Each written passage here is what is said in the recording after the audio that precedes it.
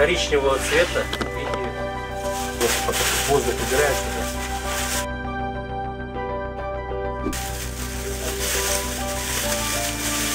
Обратите внимание, пылеобразное вещество коричневого цвета со специфическим запахом дикорастущей конопли. Внутри которого имеется еще один пакет. Два пакета. Так, два пакета, давайте вот так положим. Это внутри которого находится предположительно травматический пистолет. Предположительно марки ОСА. Внимание, коробка получается микрофамера. Я так посмотрел. Отслеживающий тоже специальное техническое средство. Отслеживать.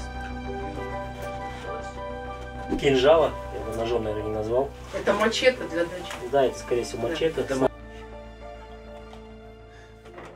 Будем проверять, откуда они взялись.